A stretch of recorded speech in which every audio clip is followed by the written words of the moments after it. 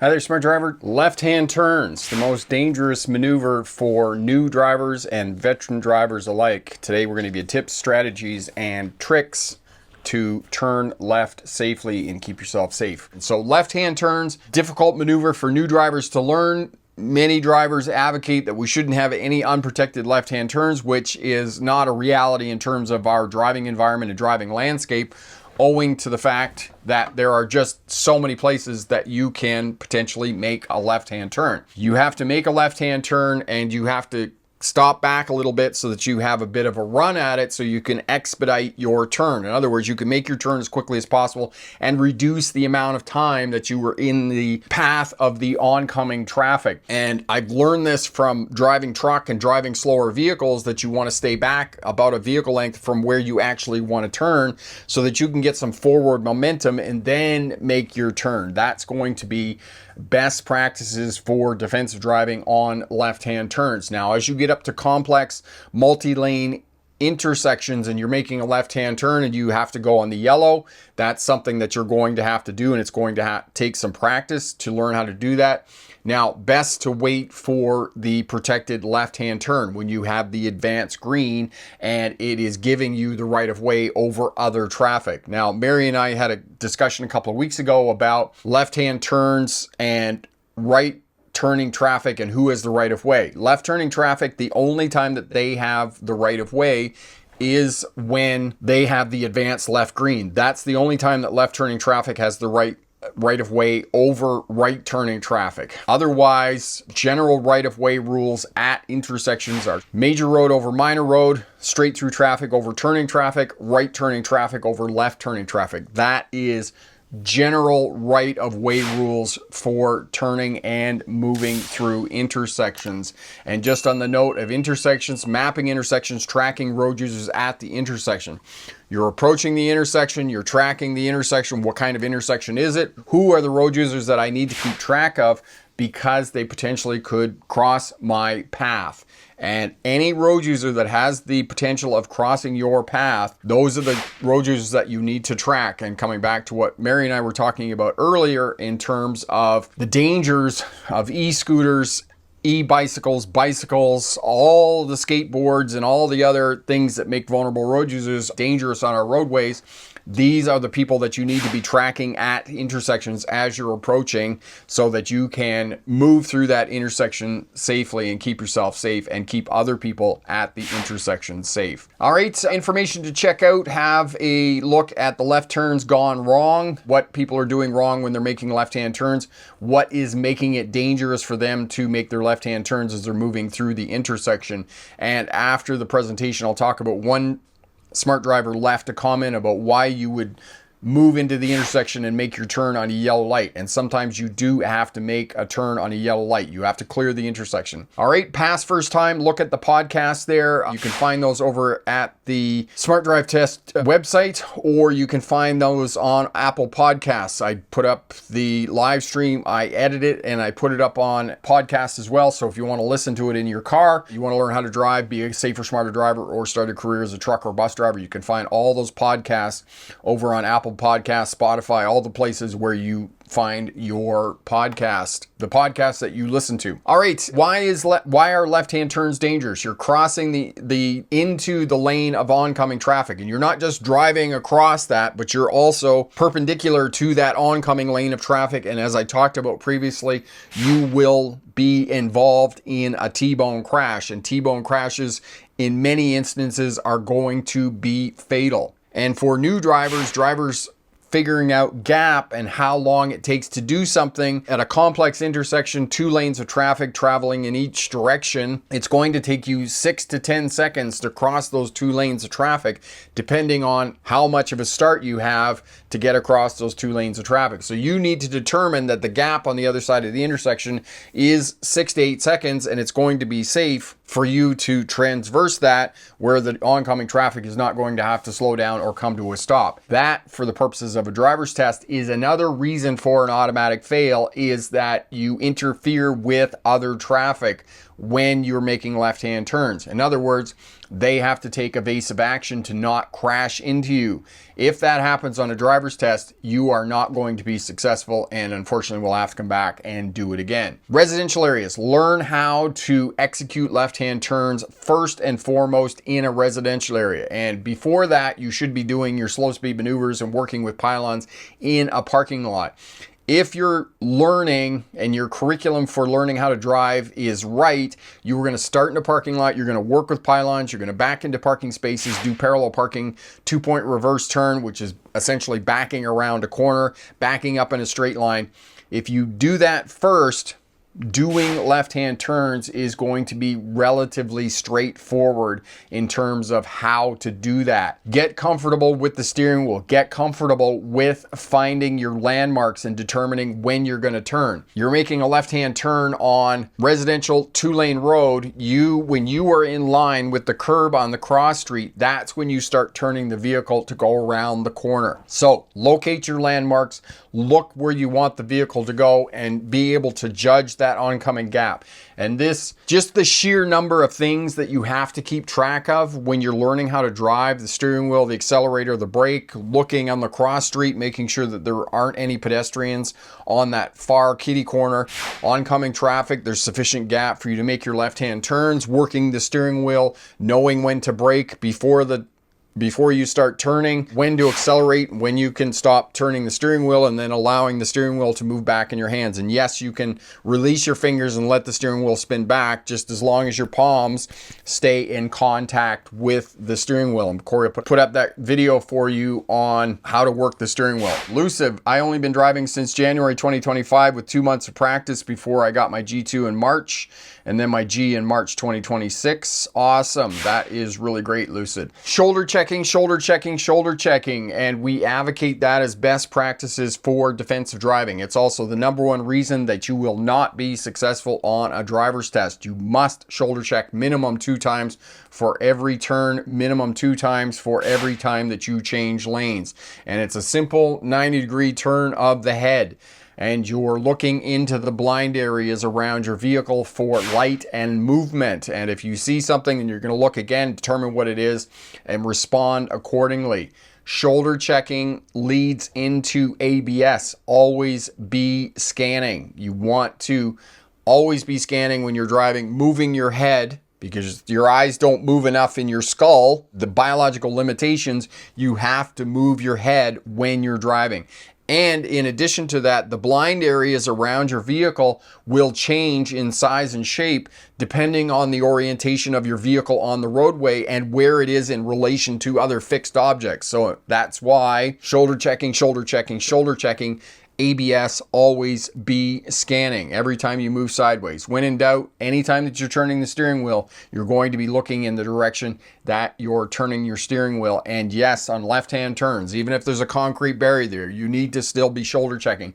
You want to create that driving habit so that when you get tired, when you get distracted, you make mistakes.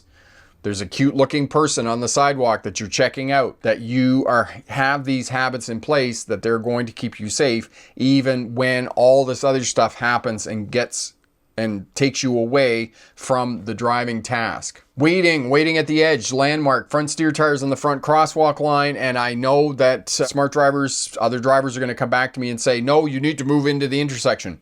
If you actually go out to an intersection, which I do because I'm a nerd and I teach traffic safety and I teach people how to drive, I look at other people and I watch them, and very few people move deep into the intersection. I've only seen a few people do it over the years that I've been monitoring and watching other people making left-hand turns. Most people, in fact, do move to the edge of the intersection. And when I say the intersection, just before entering the box of the intersection, which is the landmark for that is the front crosswalk line. So front steer tires on the front crosswalk line. And the reason for that is you're committed to the intersection, but you're not in the intersection if something goes wrong. And when the light goes yellow, because you're committed to the intersection, you're going to drive straight forward, double check, triple check, quadruple check that the oncoming traffic, in fact, is coming to a stop. And then if you're absolutely certain that the oncoming traffic is coming to a stop, then you're going to make your left-hand turn. So we do not go into the intersection. We wait at the edge of the intersection for best defensive driving practices when we're making left-hand turns. Going on yellow, going on red. You own the intersection if you are in it. So you go on a yellow, and then like the motorcycle rider that did not wait, charge the yellow light, you have to wait. You own the intersection. You have to clear the intersection to keep yourself safe and other traffic safe. And as I talked to you before, there's a 2-second safety buffer in the changing of the lights. From the time that your traffic light goes red to the time that the other traffic light turns green, there's a 2-second delay there. And that's exactly what that 2 seconds is for. It's for those that need to clear the intersection because something happened in the driving environment, that they're making the turn on the yellow or they're making the turn on the red. So for those of you learning how to drive, I know that this can be intimidating and this can be challenging, and it is very challenging for new drivers who've only had 2 or 3 lessons, and then the light turns yellow and they're sitting in the intersection and they're like, oh my god, I'm gonna die. You're not gonna die. Take a breath, check, double check, triple check the oncoming traffic, and then quickly, as fast as you can, clear the intersection and carry on and go to your destination. Okay, looking and seeing, watching right turning vehicles and pedestrians on multi-lane roads. So on multi-lane roads, complex intersections, you're going to have a right turning lane. You're going to have pedestrians standing over there who are crossing this way, this direction into your path of travel. And you have to give way to the right turning traffic, and you need to give way to the pedestrians who are crossing. And this, again, is the other reason that I advocate best practices for defensive driving is staying back at the edge of the intersection. You have a better line of sight into the intersection. You have a better line of sight looking at the pedestrians on the far kitty corner of the intersection, and you have a better line of sight of seeing the cars that are turning right over there. If you're in the intersection, you have to shoulder check in order to see those pedestrians. In addition to that, you're not going to have as much speed because you're sitting in the middle of the intersection. Now you have to stop. You have to get your vehicle going from a dead stop. So if you're back at the edge of the intersection, you can drive straight forward, get up to 10, 12, 15 miles an hour, and then make your turn and accelerate across the oncoming path of the vehicles. And you're going to do it more expediently. You're not going to be in the intersection as long as you would be otherwise. And the way that you judge when to turn, the oncoming traffic is coming. There's a white car. Behind the white car is your gap. You can see it. The white car hits the stop line on the other side. That's when you start driving forward into the intersection. The white car goes past, and then you turn in behind the white car into the gap in the intersection. Good luck on your driver's test. And remember, pick the best answer, not necessarily the right answer. Lucid, ABS, and shoulder checking. Always be scanning, and shoulder checking. I always stop at the second crosswalk line. Yes, and that's exactly what you do. As soon as it just disappears under the front of the car, that's when you're at the right place to be prepared to make your left-hand turn.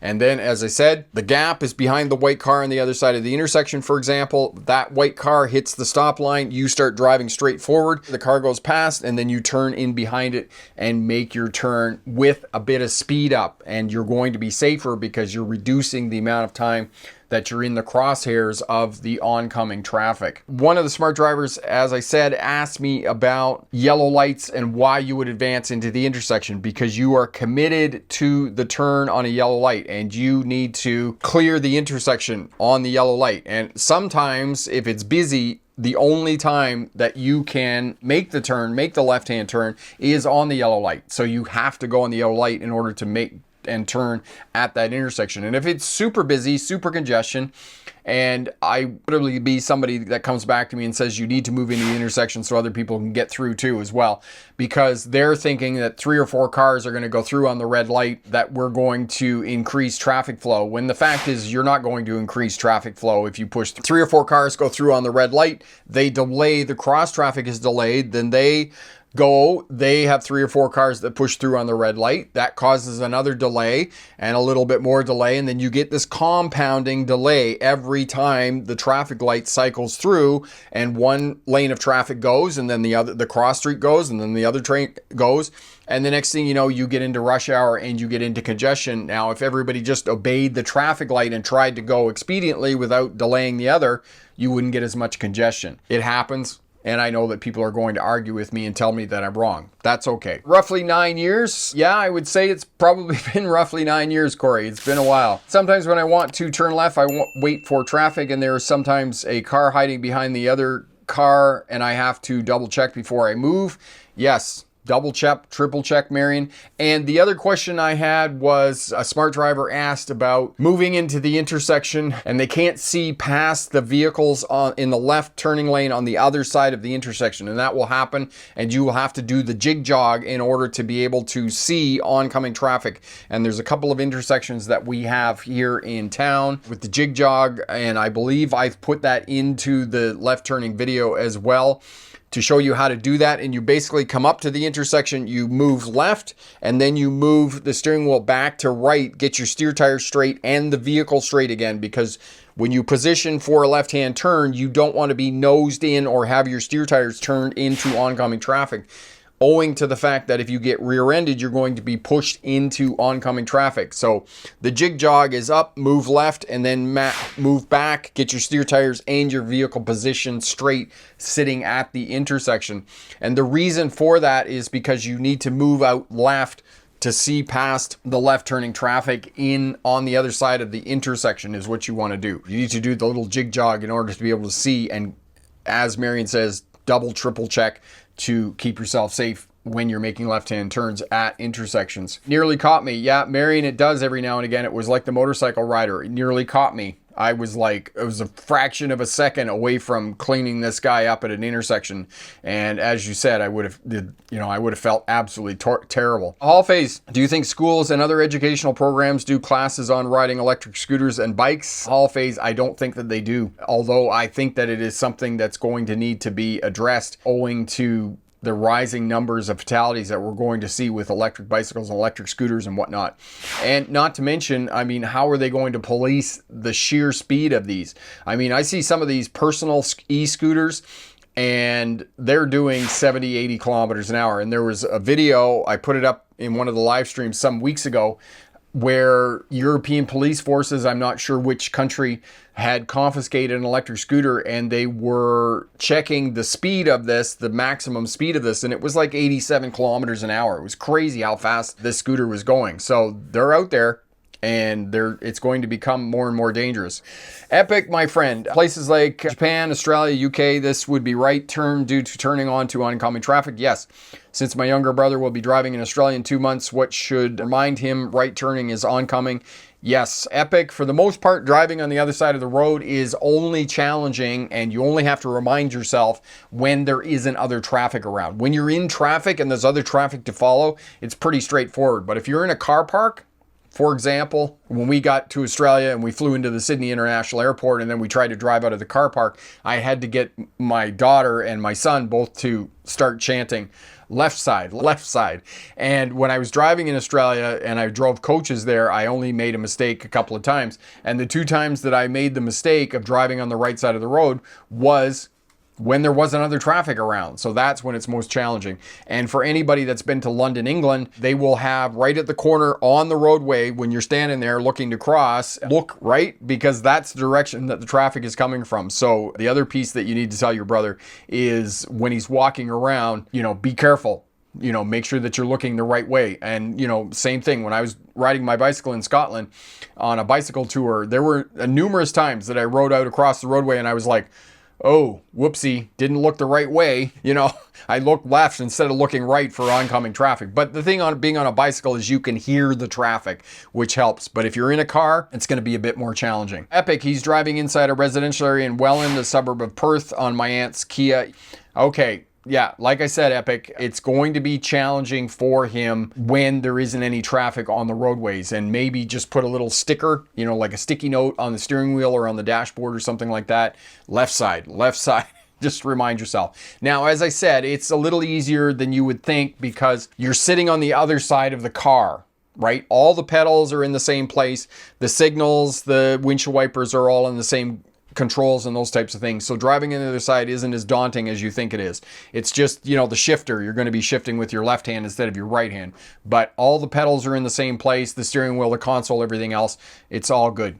He's going to do great. In Montreal and other large metropolitan cities, you can rent an e-bike, right? You want to go somewhere across town, you rent an e-bike out of the slot, you ride it to where you want to go, you put it back in the slot, and you pay whatever to rent the e-bike, and you just put it back and you're done. I mean, that's an incredible service. So, you know, the only thing is, you know, you need to be responsible. But unfortunately, there are people, motorcycle riders, pickup truck drivers, people that ride e-bicycles and whatnot, they're not safe. They're being aggressive on the roadways. And unfortunately, this is going to result in higher number of fatalities amongst vulnerable road users. Thank you so much for all your questions. Thank you for participating in the live stream. If you're watching in the replay, leave us a comment down in the comment section there. Always love to hear from you. Always love helping you out to be a safer, smarter driver.